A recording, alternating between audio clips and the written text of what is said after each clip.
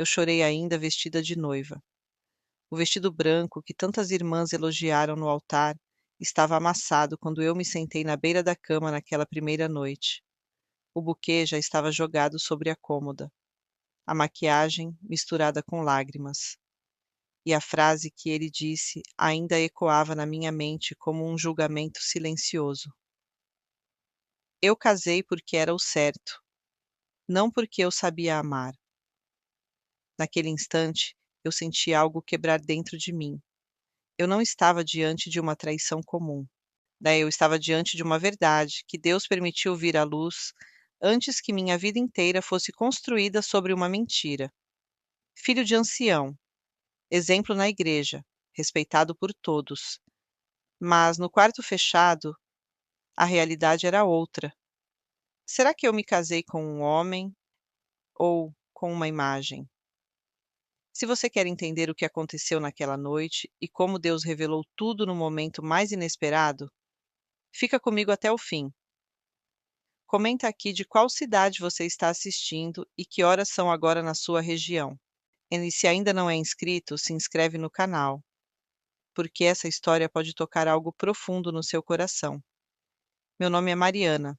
Eu cresci no interior de São Paulo, em uma cidade pequena, onde praticamente todo mundo se conhecia, e onde a igreja não era apenas um lugar de culto, era o centro da nossa vida. Eu nasci na fé. Meu pai sempre foi cooperador, minha mãe sempre esteve firme nos cultos, e desde criança eu aprendi que casar no altar era uma honra, uma promessa, um sonho santo. Eu não cresci imaginando festa luxuosa, vestido caro ou fotos perfeitas. Eu cresci imaginando um casamento abençoado. Foi em um culto de jovens que eu realmente reparei em Daniel. Ele não era apenas mais um irmão. Ele era o filho do ancião mais respeitado da nossa congregação. Quando ele entrava no templo, havia um silêncio natural de reverência. Não porque ele impusesse isso, mas porque ele carregava o peso do sobrenome e da posição do pai. Daniel tocava órgão. Era educado, falava pouco, e sempre parecia equilibrado. Nunca vi uma discussão, nunca ouvi um comentário negativo. Aos olhos de todos, ele era o exemplo.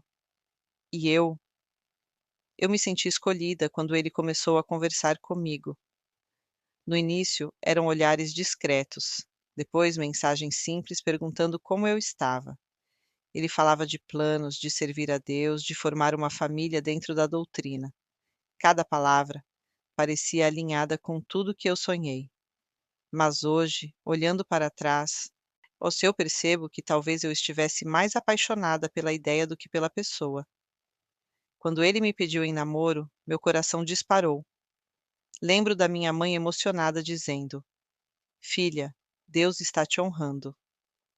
Algumas irmãs comentavam que eu era privilegiada. Casar com o filho do ancião era quase como garantir estabilidade espiritual. E essa expectativa começou a pesar em mim de uma forma silenciosa. Daniel era carinhoso, mas sempre muito controlado. Nunca falava de sentimentos profundos. Nunca demonstrava insegurança.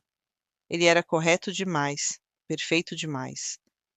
Havia momentos em que eu tentava puxar conversas mais íntimas, perguntar sobre medos, sobre sonhos pessoais além da igreja, e ele respondia de forma genérica: Meu sonho é servir a Deus. Meu objetivo é manter o nome da minha família honrado. Eu interpretava isso como maturidade, mas, no fundo, algo dentro de mim perguntava: E você? Quem você é quando ninguém está olhando? Eu ignorei essa pergunta. Desde quando ele me pediu em casamento, foi após um culto especial. O pai dele havia pregado sobre família, responsabilidade, legado. No final, Daniel segurou minha mão e disse que queria construir uma história comigo diante de Deus. Eu disse sim, quase sem respirar. Naquela noite, ajoelhada ao lado da minha cama, eu fiz uma oração que hoje ainda ecoa na minha memória. Senhor, se esse não for o homem certo, fala comigo agora. Mas o que eu esperava? Uma voz audível? Um sinal sobrenatural? É um impedimento visível? Não houve nada dramático. Houve apenas um silêncio, e eu interpretei o silêncio como aprovação. O noivado foi rápido. A igreja inteira comentava. Minha família se sentia honrada. Eu comecei a me preparar para ser esposa de alguém que carregava um peso espiritual enorme. Sem perceber, eu comecei a mudar. Passei a escolher roupas mais discretas do que já usava, mesmo sem ele pedir diretamente. Evitava certas amizades para não gerar comentários. Comecei a medir palavras, de posturas, reações. Eu queria ser digna da posição que estava assumindo. Daniel às vezes fazia comentários sutis. Você não acha melhor evitar esse tipo de foto? Talvez seja melhor não conversar tanto com aquele irmão. Precisamos cuidar da nossa imagem. Imagem. Essa palavra começou a aparecer com frequência. Eu dizia a mim mesma que ele estava apenas sendo cuidadoso, que era normal, considerando a responsabilidade que ele carregava. Mas, em algumas madrugadas, eu acordava com uma inquietação difícil de explicar. Não era medo de traição, não era dúvida sobre caráter moral, era algo mais profundo. Era como se hoje eu estivesse entrando em um papel e não em um relacionamento. Eu comecei a sentir que estava me casando não apenas com Daniel, mas com a expectativa da igreja, com o sobrenome da família dele, com a reputação construída por anos. E mesmo assim, eu segui em frente, porque desistir significaria levantar suspeitas, significaria decepcionar pessoas, significaria admitir que talvez eu tivesse confundido admiração com amor, e eu não queria enfrentar isso. Na semana do casamento, enquanto experimentava o vestido branco pela última vez, eu me olhei no espelho e senti uma pergunta atravessar meu coração. Você está pronta para ser esposa ou pronta para manter uma imagem? Eu respirei fundo e empurrei a dúvida para longe. No altar, eu acreditava que qualquer insegurança era apenas nervosismo de noiva. Eu acreditava que Deus abençoaria tudo, simplesmente porque estávamos fazendo o certo. Mas hoje, eu sei que fazer o certo por fora não garante verdade por dentro. E talvez Deus já estivesse vendo o que eu ainda não tinha coragem de enxergar. Eu entrei naquele casamento com fé, mas também com expectativas irreais. Eu acreditava que estar casando com o filho do ancião significava segurança automática, que caráter era hereditário, que estabilidade espiritual era garantida pelo sobrenome. Eu não percebi que ninguém pode herdar identidade. Cada um precisa construir a própria. E eu estava prestes a descobrir isso da forma mais dolorosa possível. A primeira noite ainda nem tinha começado, mas a verdade já estava mais perto do que eu imaginava. Depois daquela primeira noite, eu tentei convencer meu próprio coração de que tinha sido apenas insegurança. No fundo, eu queria acreditar que o casamento ainda podia ser aquilo que eu sonhei, mas havia um peso no ar, um silêncio estranho entre nós, algo que não combinava com dois recém-casados. Nos primeiros dias, ele estava carinhoso na frente dos outros, mas distante quando ficávamos sozinhos. Evitava me olhar nos olhos por muito tempo. Mudava de assunto quando eu tentava conversar sobre o futuro. Eu sentia que havia algo não dito, mas não imaginava o tamanho da verdade que estava escondida. Uma semana depois da lua de mel, comecei a sentir um mal-estar constante. No início, achei que fosse emocional. Afinal, eu estava abalada com tudo o que ele tinha dito naquela noite. Mas as dores no corpo aumentaram. Vieram febres leves, depois manchas na pele. Eu decidi procurar um médico. Fui sozinha. Enquanto aguardava os resultados dos exames, meu coração batia acelerado, mas eu ainda não ligava uma coisa à outra. Quando o médico voltou com os papéis na mão, o semblante dele estava sério. Você é recém-casada? A pergunta me deixou confusa. Sou. Ele respirou fundo antes de continuar. Seus exames mostram infecções que são transmitidas por contato íntimo. Você precisa conversar com seu marido com urgência. Naquele momento, o mundo pareceu parar.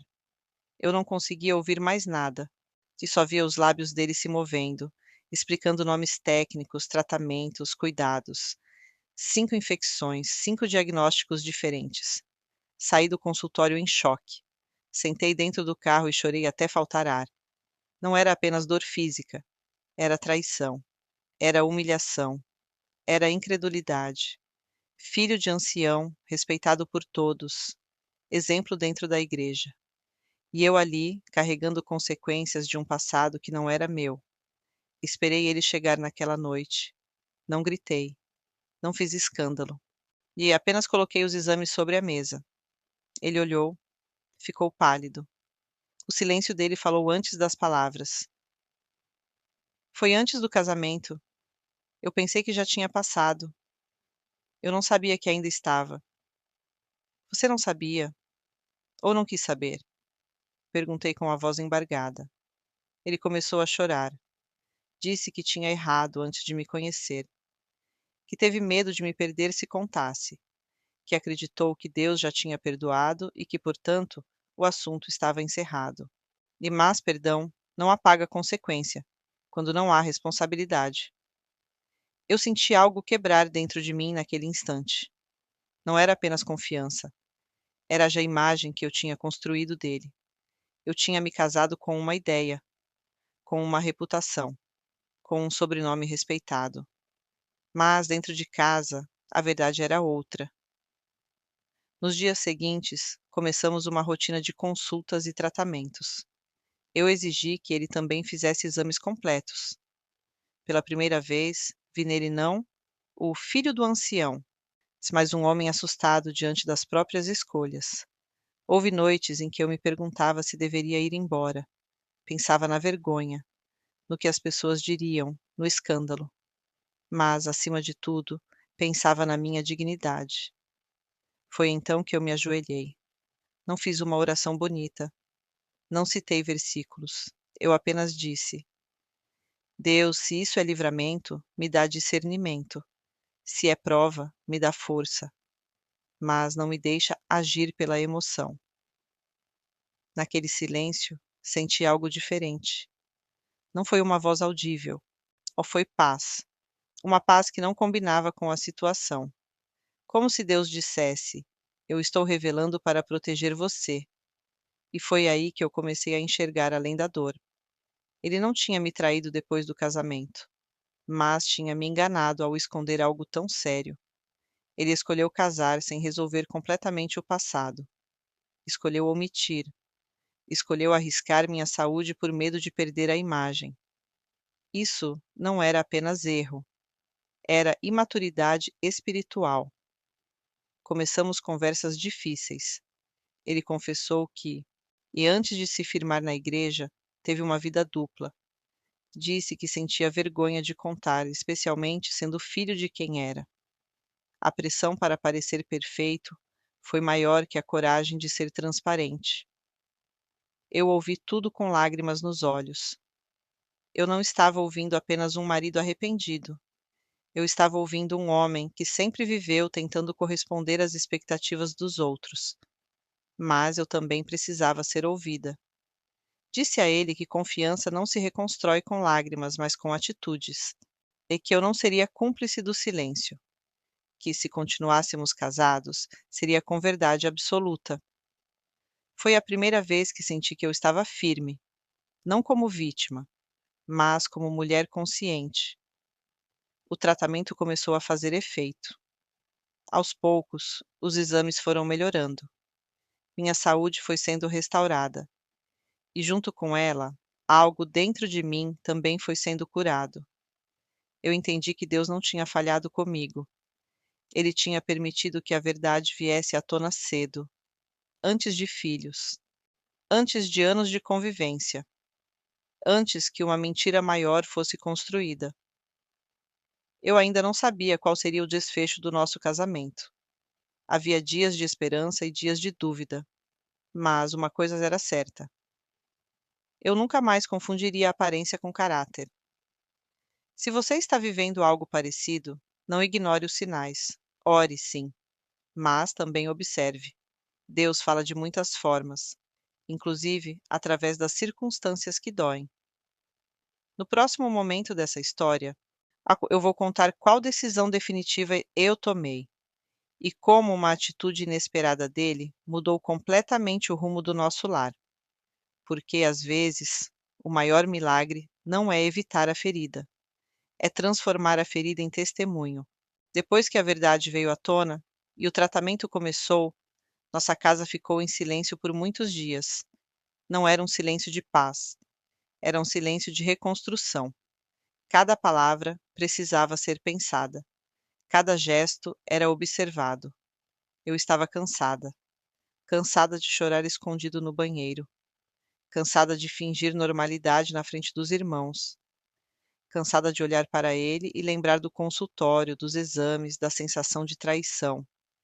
Mas, ao mesmo tempo, algo dentro de mim estava mais forte do que nunca. Eu não era mais a noiva iludida.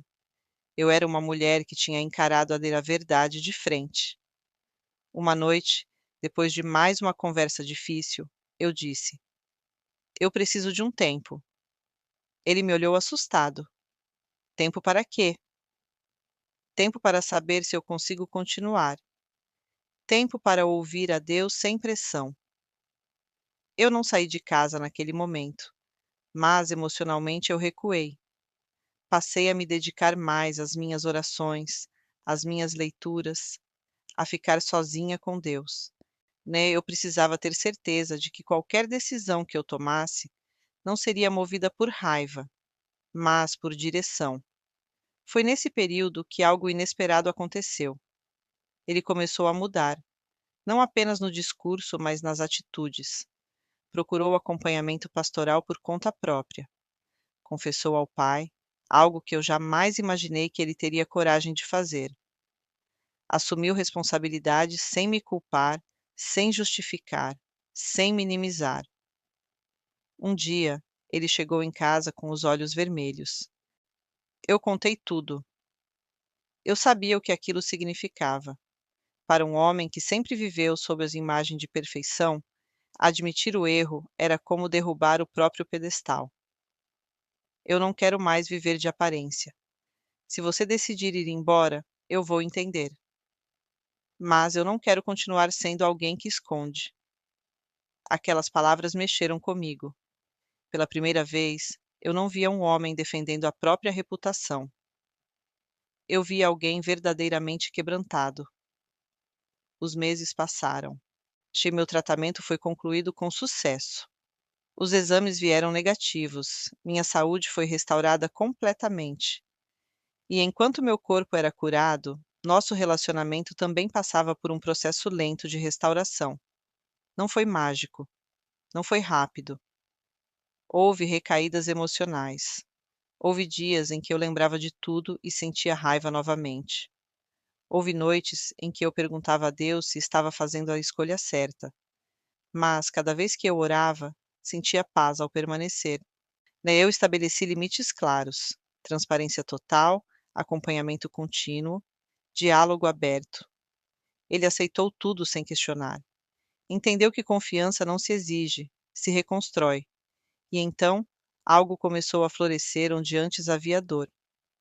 Nós passamos a conversar de verdade, sobre medos, sobre traumas, sobre a pressão que ele carregou por anos sendo o filho do ancião.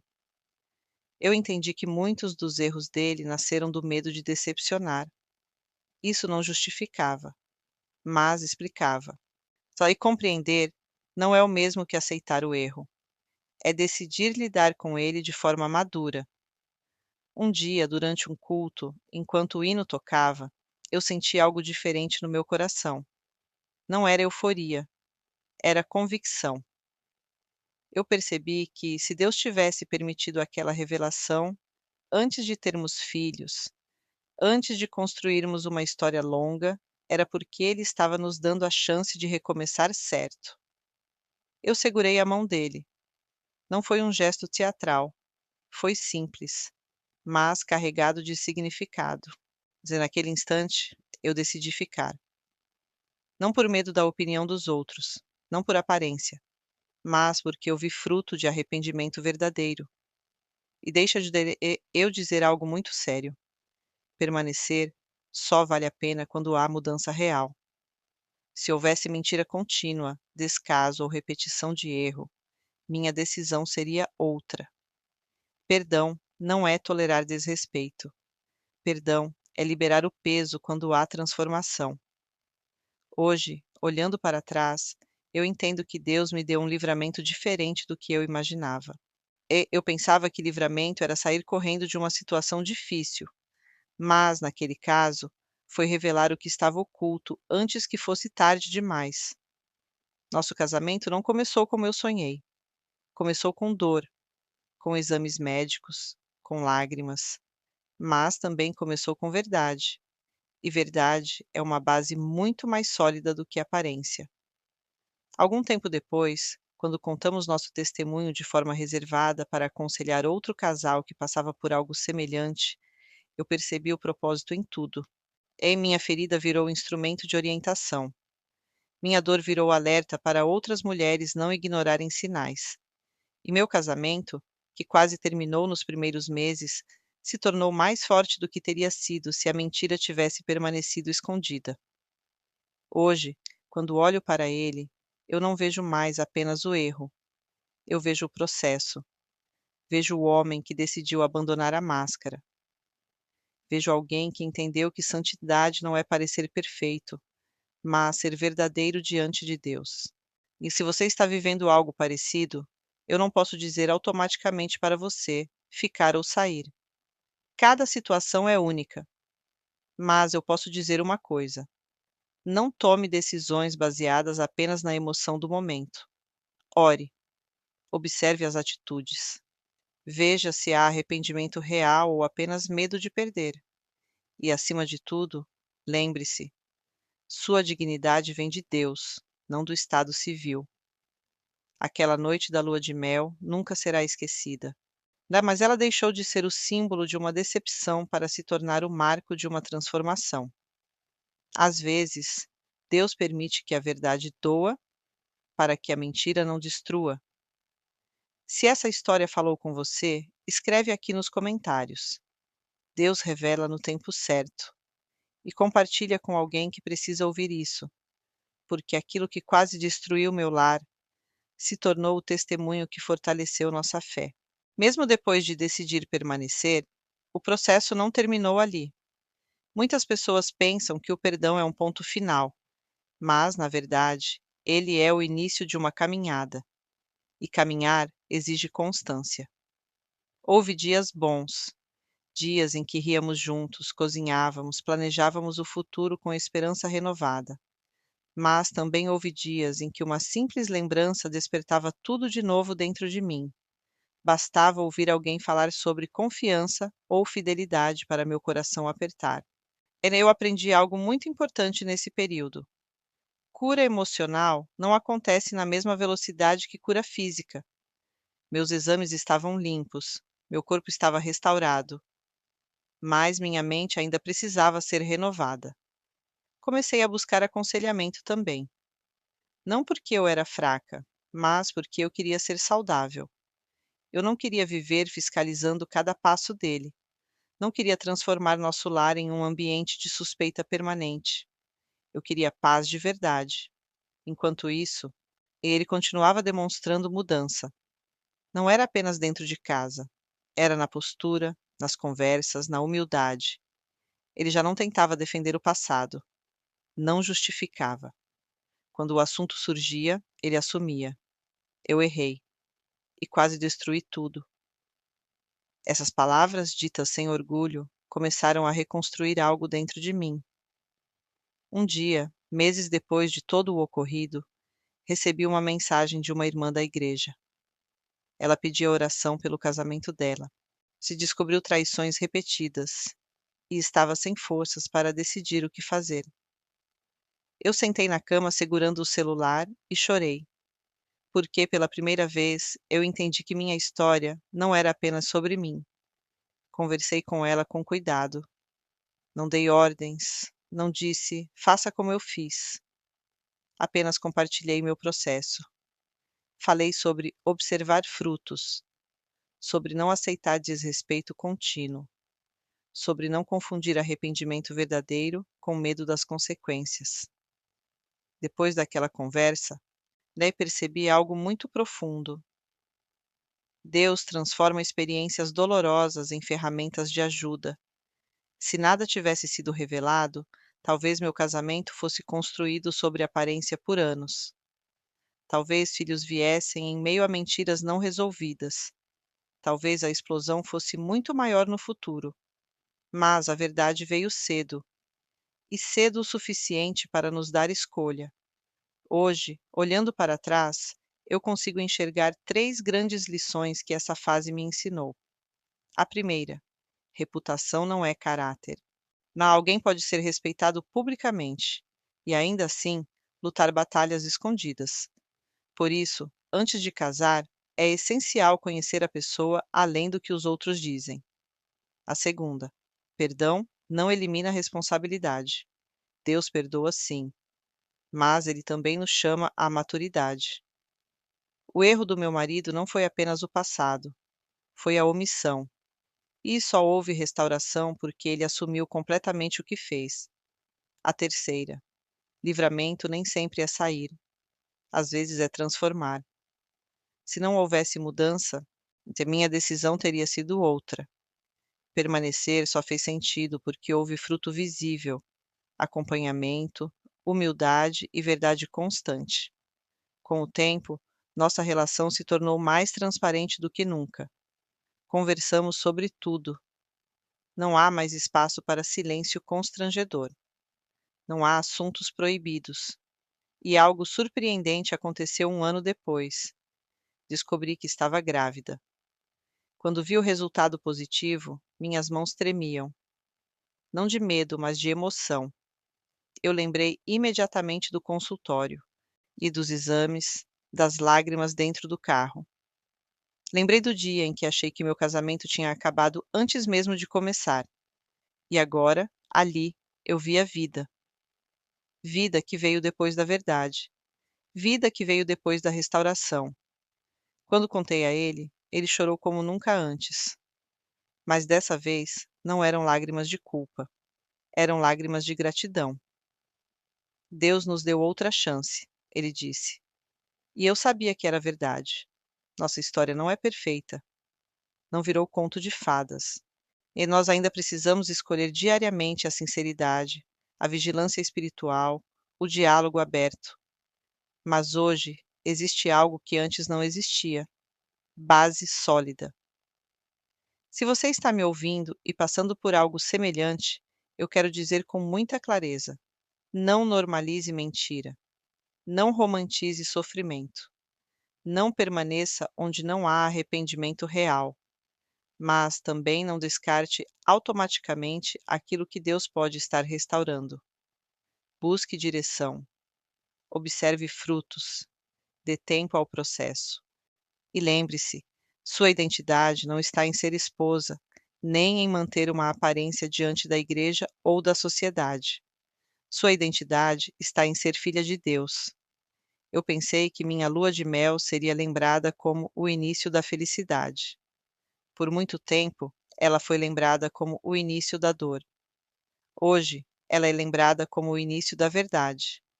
E verdade, mesmo quando dói, liberta. Se essa história tocou você de alguma forma, escreva aqui nos comentários. A verdade me libertará. Compartilhe com alguém que precisa ouvir isso, porque aquilo que quase destruiu meu lar foi exatamente o que Deus usou para salvá-lo. Quando meu filho nasceu, eu segurei aquele pequeno corpo nos braços e senti algo que não consigo descrever completamente. Não era apenas amor de mãe, era a sensação de que Deus tinha escrito uma nova página sobre uma história que quase terminou antes do tempo. Enquanto eu o embalava nas madrugadas silenciosas, muitas lembranças voltavam à minha mente. A lua de mel, O consultório, os exames sobre a mesa, a sensação de traição, a decisão de ficar, o processo lento de reconstrução. Eu entendia, e ali, que aquela criança não era apenas uma bênção comum, ela era um símbolo, um marco de que a verdade, quando enfrentada, pode gerar vida. Mas a maternidade também trouxe novos desafios. O cansaço, as responsabilidades, as noites mal dormidas poderiam facilmente abrir espaço para antigas inseguranças voltarem. Em momentos de exaustão, minha mente tentava me levar de volta ao passado. E se ele voltar a errar? E se tudo isso foi só uma fase? Esses pensamentos apareciam como sussurros, e foi nesse período que eu aprendi algo ainda mais profundo. Confiança não é ausência de memória, é escolha diária. Eu não apaguei o que aconteceu. Eu escolhi não viver prisioneira disso. Ele continuava firme no acompanhamento espiritual. Mantinha transparência total.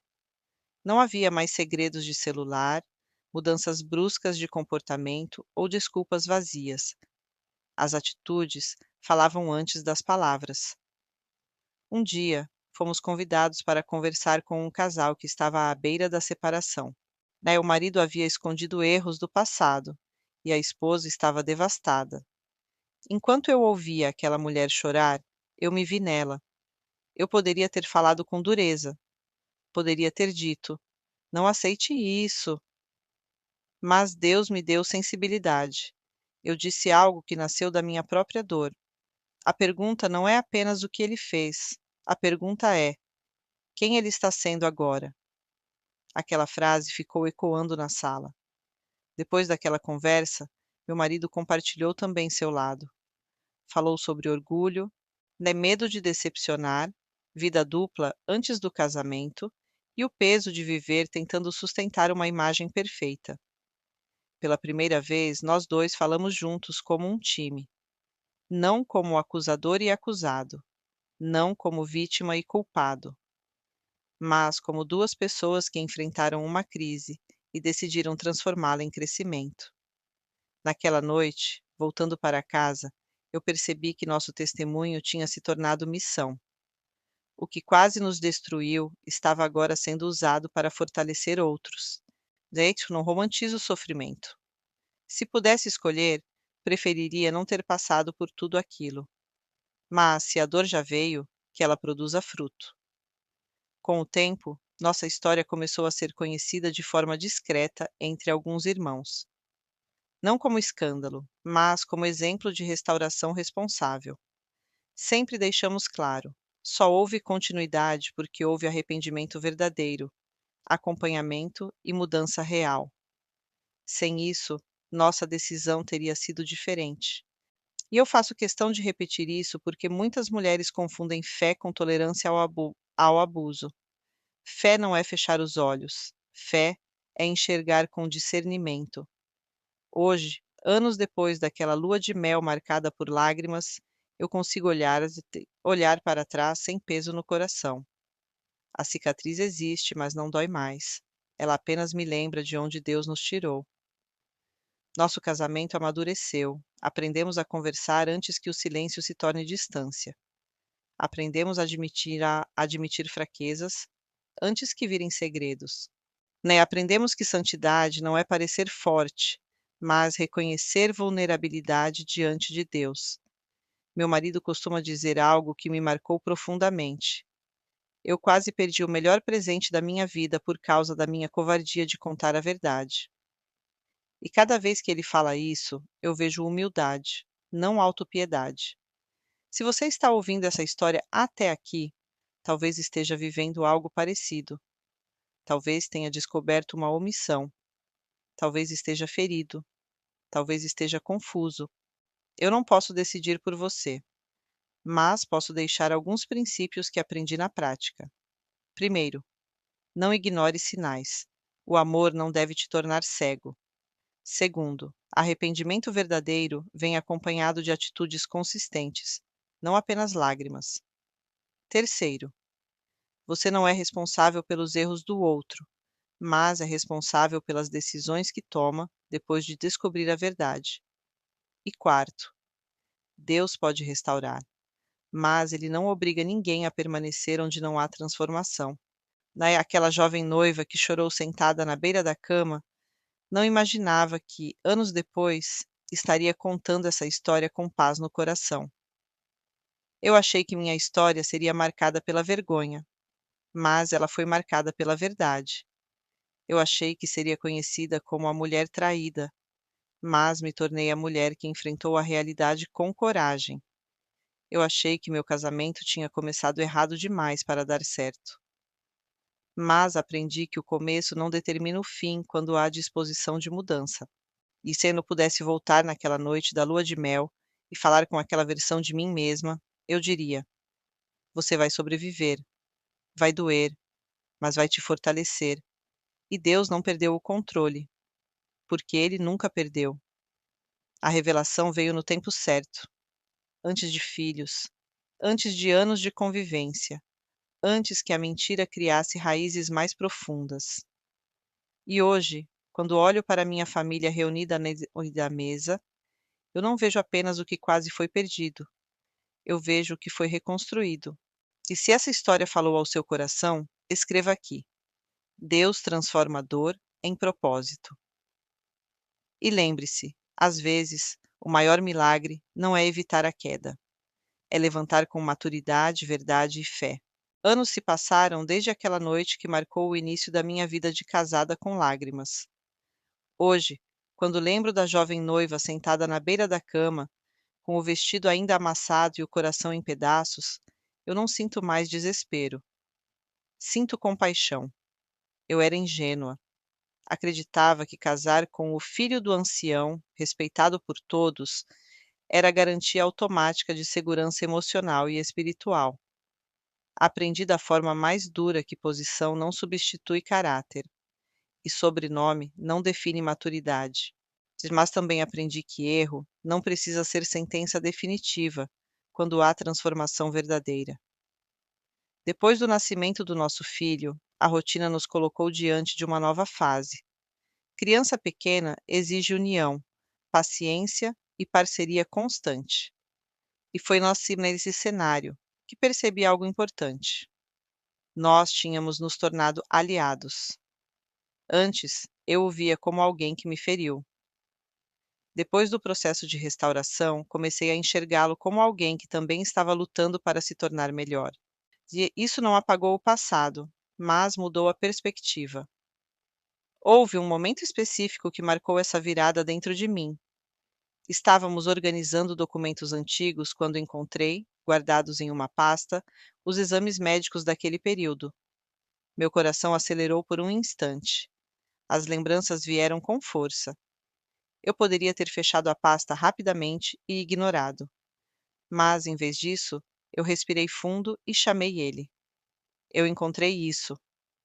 Ele ficou em silêncio por alguns segundos.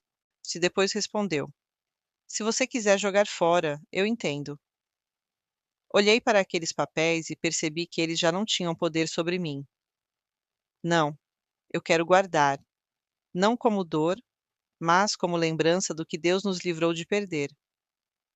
Naquele momento, eu entendi que a cura estava completa. Não porque a memória desapareceu, mas porque ela deixou de me controlar. Com o tempo, passamos a ajudar outros casais de forma mais ativa, sempre com responsabilidade. Vamos sempre deixando claro que nem toda história terá o mesmo desfecho. Já aconselhamos mulheres a se afastarem quando não havia arrependimento real, quando havia repetição de mentira, quando a dignidade estava sendo constantemente ferida, porque fé não é submissão à destruição. Mas também já vimos casamentos serem restaurados quando ambos decidiram enfrentar a verdade com coragem. Meu marido costuma compartilhar algo que toca muitos homens. Eu tinha medo de perder minha imagem. E quase perdi minha família. Essa frase resume muito do que vivemos. Ele cresceu sob expectativa constante. Sempre precisava ser exemplo. Sempre precisava parecer forte. Quando errou no passado, preferiu esconder as para admitir fraqueza. O medo de decepcionar foi maior que a responsabilidade de ser honesto. Hoje, ele entende que liderança espiritual começa dentro de casa, com transparência. Eu também precisei amadurecer. Precisei aprender a não transformar vigilância em obsessão, a não usar o passado como arma em discussões futuras, a não medir cada atitude presente com régua do erro antigo. Isso exigiu disciplina emocional, exigiu oração, exigiu decisão consciente. Nosso relacionamento hoje não é perfeito. Temos diferenças, discussões normais de qualquer casal. Mas existe algo que não existia antes: liberdade para falar a verdade sem medo. Se algo incomoda, falamos. Se algo preocupa, conversamos. Se há insegurança, expomos antes que vire suspeita. E sabe o que é mais surpreendente? Aquela crise inicial se tornou o alicerce da nossa comunicação atual. Se não tivéssemos enfrentado aquele momento extremo, talvez continuássemos vivendo de aparências, evitando assuntos difíceis. Eu aprendi que Deus não desperdiça dor quando permitimos que Ele trabalhe nela. Não significa que Ele causou o erro. O erro foi escolha humana, mas Ele usou a revelação para impedir um mal maior. Algumas pessoas perguntam se eu teria feito algo diferente, né? Talvez eu teria feito mais perguntas antes de casar. Talvez teria insistido em conversas mais profundas sobre passado, saúde, experiências anteriores. Aprendi que transparência antes do casamento é essencial, mas, ao mesmo tempo, eu reconheço que aquela experiência me moldou, me tornou mais firme, mais consciente, mais dependente de Deus e menos dependente da opinião dos outros. Hoje, quando olho para trás, vejo que a maior transformação não foi apenas nele, foi em mim. Nele eu deixei de buscar validação na aprovação pública. Deixei de associar felicidade à aparência de perfeição. Aprendi que dignidade não é ausência de problema, mas postura diante dele. Se você está acompanhando essa história até aqui, talvez esteja enfrentando sua própria tempestade. Talvez não seja infidelidade, talvez seja outra forma de quebra de confiança. Eu quero que você lembre de algo fundamental. Você não precisa decidir nada no calor da dor. Respire, ore, observe, analise atitudes, de não promessas. E, acima de tudo, preserve sua identidade. Aquela jovem que chorou na lua de mel não imaginava que um dia falaria com paz sobre aquele momento. Mas hoje eu posso dizer com convicção: a verdade, mesmo dolorosa, foi meu maior livramento. Se a mentira tivesse continuado escondida, talvez a explosão fosse muito maior no futuro. Hoje, minha família é fruto de um recomeço consciente, não de ingenuidade, não de pressão social, mas de decisão amadurecida. Se de cada vez que vejo meu filho correndo pela casa, eu lembro: vida nasceu depois da verdade. Se essa história trouxe reflexão ao seu coração, escreva nos comentários. Eu escolho maturidade. Porque, às vezes, o maior milagre não é Deus impedir a crise. É Ele usar a crise para formar caráter, restaurar valores e construir algo mais sólido do que antes. E essa é a parte mais bonita do nosso testemunho. Não foi um conto de fadas, foi um processo. E processos, quando conduzidos com verdade e fé, e produzem frutos que permanecem. Se alguém me dissesse naquela primeira semana de casada que um dia eu falaria sobre tudo isso sem chorar, eu não acreditaria. Naquela época, a dor era crua, recente, quase sufocante. Eu me sentia enganada, exposta, pequena. Sentia que meu sonho tinha sido manchado antes mesmo de começar. Mas o tempo, quando aliado à verdade e à ação, tem um poder transformador. Hoje, anos depois, eu não conto essa história como quem revive uma tragédia. Eu conto como quem apresenta um marco, um divisor de águas que redefiniu não apenas meu casamento, mas minha forma de enxergar fé, caráter e responsabilidade. Nos primeiros anos após a restauração, eu ainda tinha receio de tocar no assunto. Parecia algo delicado demais. Tinha medo de que as pessoas julgassem, apontassem ou interpretassem errado. Mas, aos poucos, Deus foi me mostrando que silêncio também pode aprisionar. Não falo de expor intimidade sem sabedoria. Falo de testemunhar com propósito. E começamos a perceber que muitos casais dentro da igreja carregavam segredos semelhantes, aparência intacta por fora, mas conflitos não resolvidos por dentro. Homens lutando com passado mal resolvido, mulheres sofrendo caladas para manter reputação. E então eu entendi algo muito sério. Reputação nunca pode ser mais importante que verdade. O erro do meu marido começou antes do nosso casamento, mas se agravou quando ele escolheu esconder. O medo de decepcionar foi maior que o compromisso de proteger. E isso acontece com frequência quando crescemos em ambientes onde falhar é quase proibido. Meu marido foi criado sob expectativa constante. Sempre o exemplo, sempre o filho do ancião, sempre observado. Isso criou nele uma necessidade inconsciente de parecer forte o tempo todo. Quando falhou, não soube lidar com a vulnerabilidade. Hoje, ele reconhece isso abertamente. Ele costuma dizer em conversas com outros homens: se eu tivesse pedido ajuda antes, não teria machucado quem eu mais amava. Essa frase carrega maturidade, porque maturidade não é nunca errar, é assumir rápido quando erra. Nossa casa mudou completamente depois que aprendemos isso. Não existe mais espaço para orgulho disfarçado de espiritualidade. Se há fraqueza, falamos.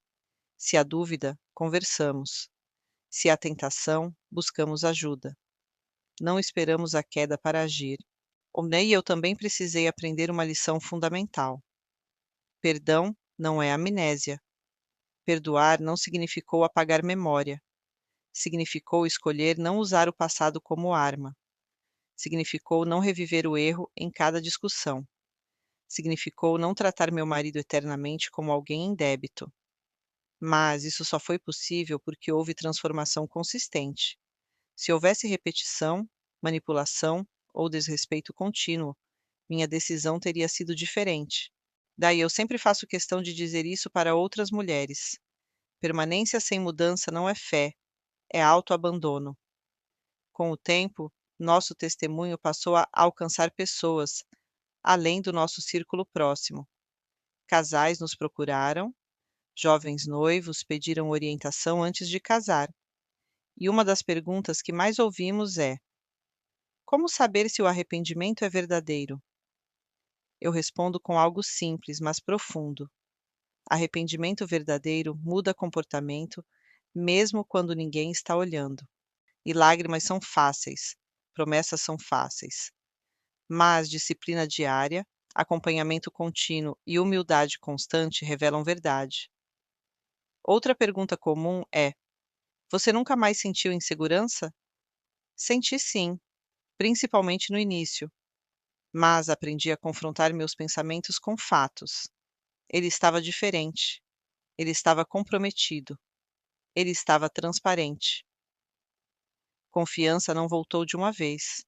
Ela foi reconstruída tijolo por tijolo.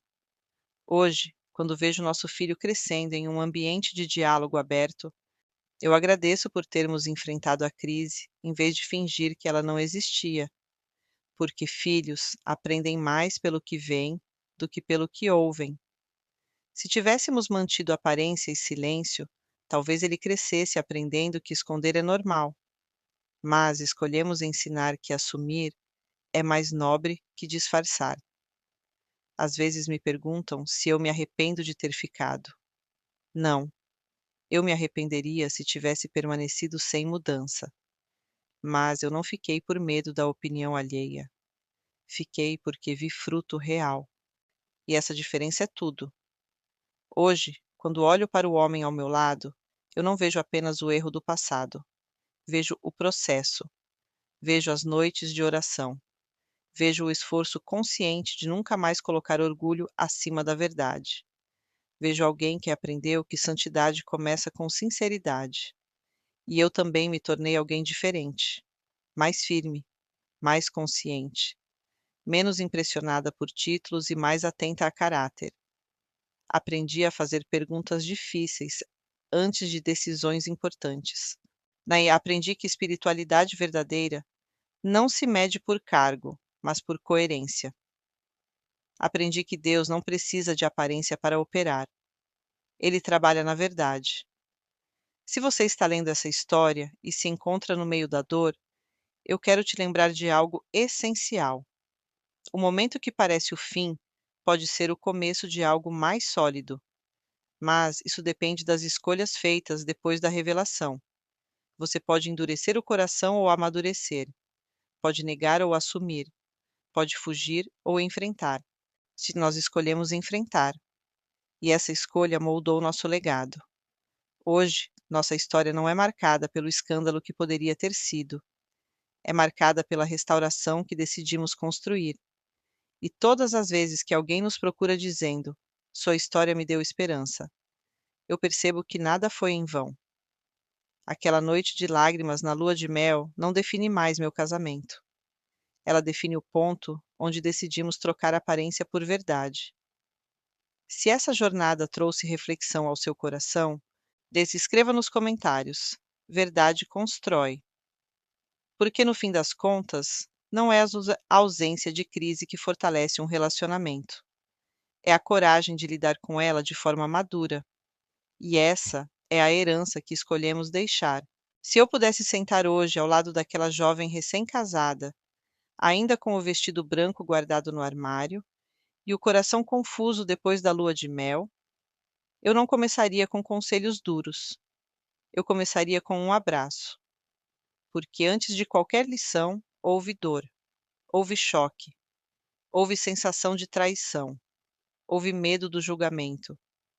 Houve noites em que eu olhava para o teto e perguntava a Deus se eu tinha ouvido errado, se tinha confundido confirmação com emoção e se tinha interpretado sinais espirituais de forma ingênua. Eu me senti pequena, me senti tola, me senti enganada. Mas hoje eu entendo que vulnerabilidade não é tolice, é humanidade. A diferença não está em nunca ser enganada, está no que fazemos depois que a verdade aparece. Se eu pudesse falar com aquela versão de mim, eu diria: você não é responsável pelo erro dele, mas será responsável pela postura que escolher daqui para frente. Durante muito tempo, eu carreguei uma culpa silenciosa. A gente pensava: será que eu não perguntei o suficiente? Será que eu fui apressada? Será que ignorei algum sinal? Com o passar dos anos, compreendi que maturidade também envolve parar de buscar culpa onde não existe. Ele escolheu esconder.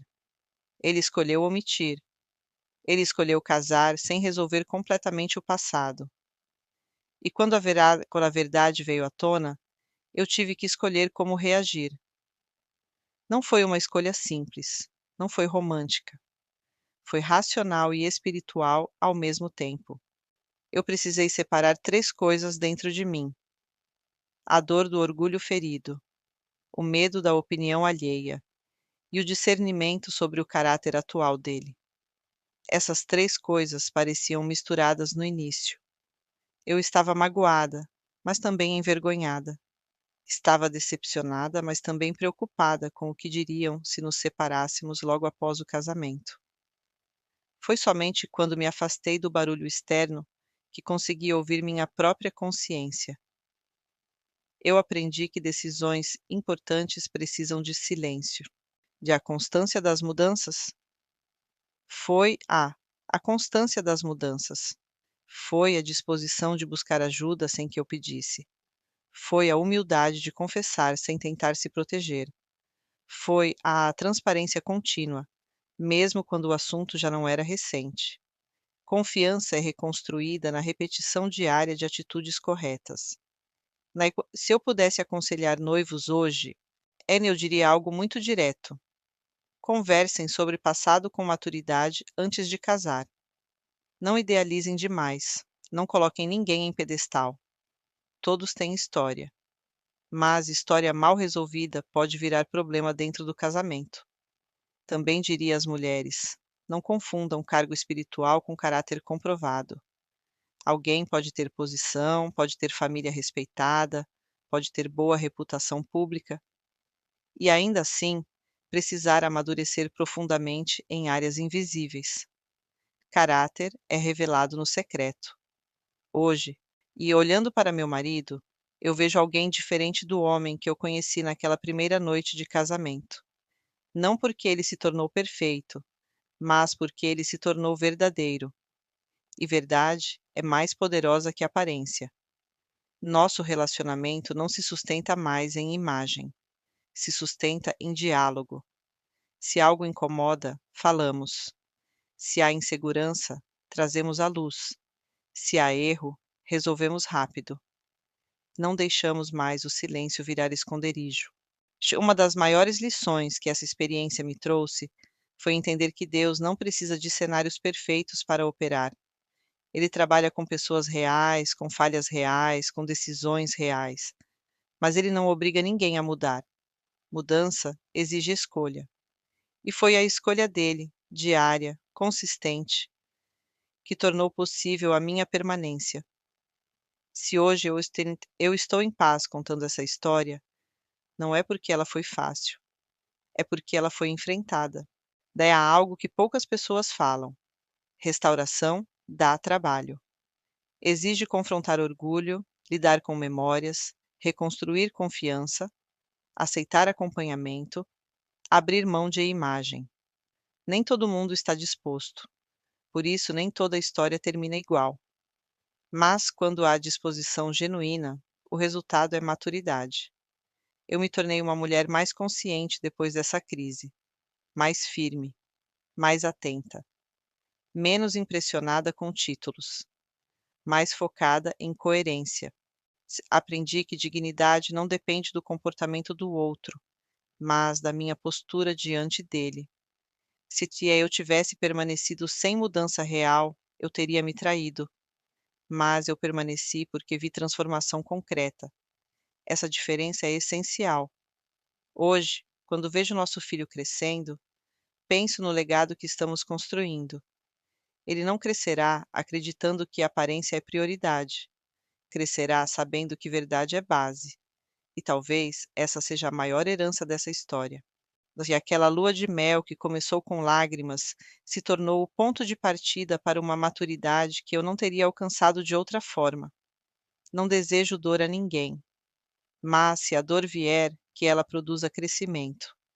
Se a verdade vier à tona, que ela seja usada para libertar, não para destruir.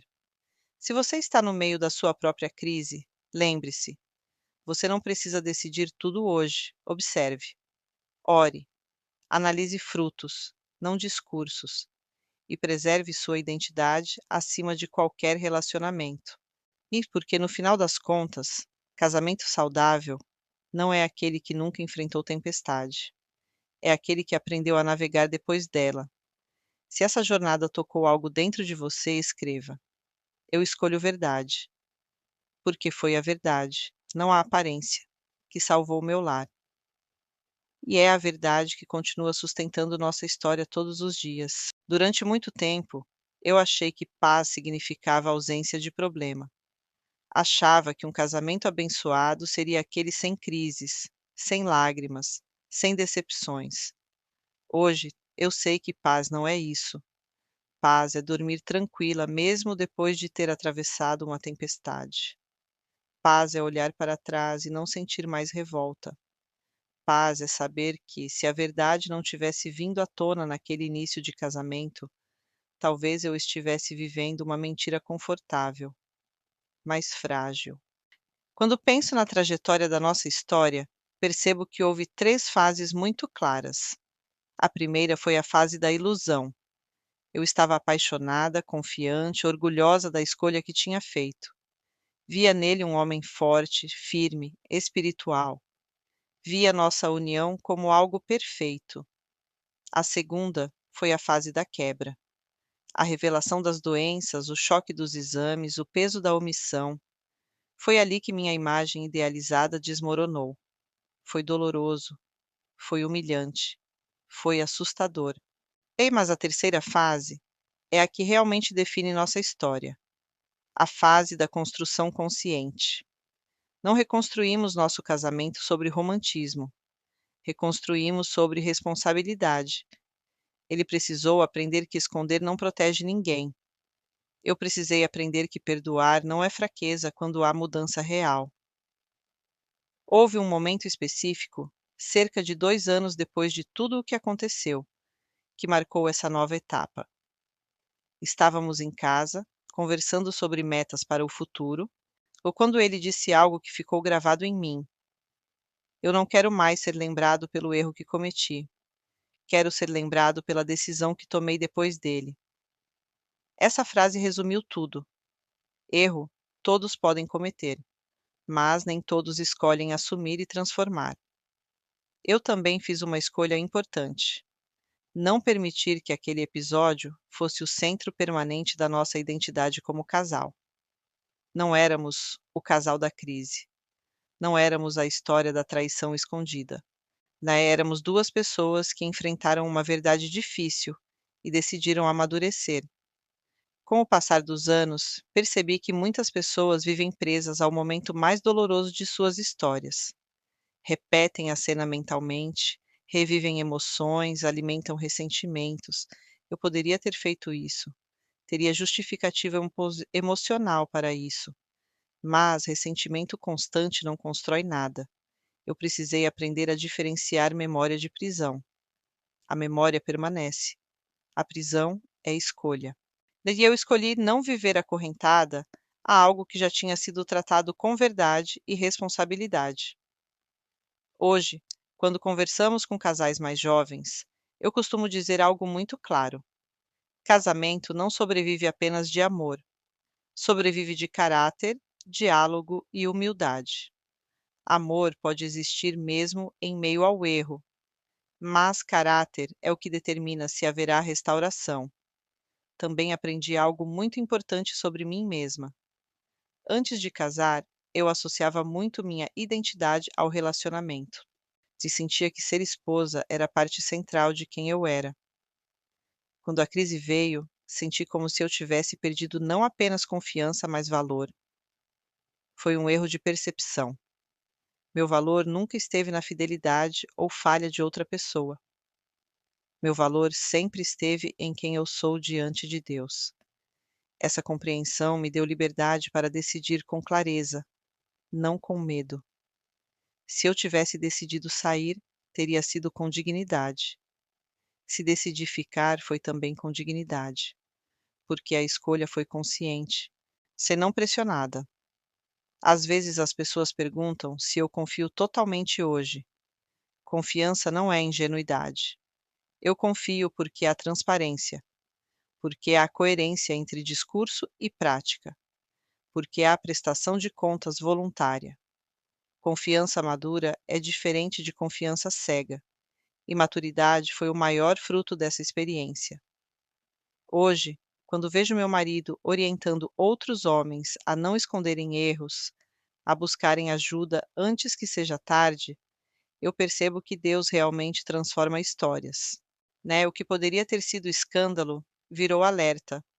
O que poderia ter sido fim virou fundamento. O que poderia ter sido vergonha virou testemunho responsável.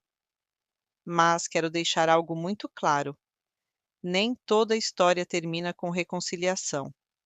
E isso não significa falta de fé. Se não houvesse mudança real, eu teria tomado outra decisão. E essa possibilidade sempre esteve clara. O que sustenta nossa história não é romantização de sofrimento, é transformação comprovada.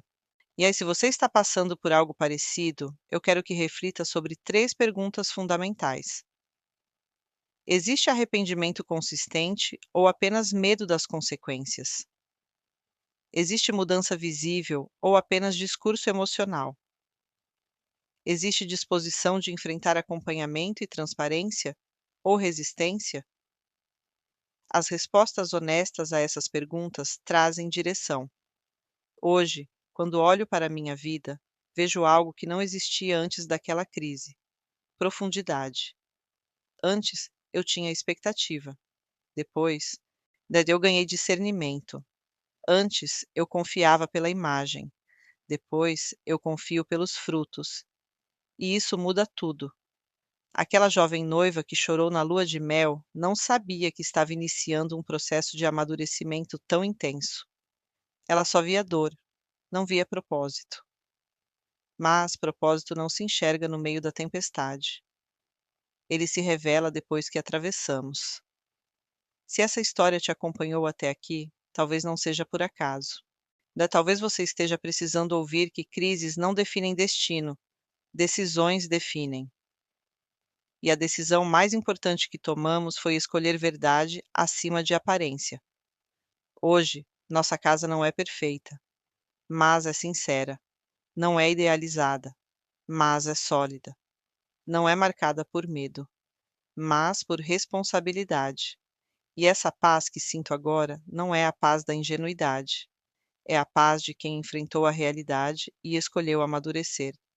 Se essa jornada falou com você, já escreva nos comentários. Maturidade sustenta, porque no fim não foi o vestido branco, nem o sobrenome respeitado, nem a imagem pública que salvaram nosso casamento. Foi a verdade encarada com coragem. E essa verdade continua sendo o alicerce do nosso lar todos os dias.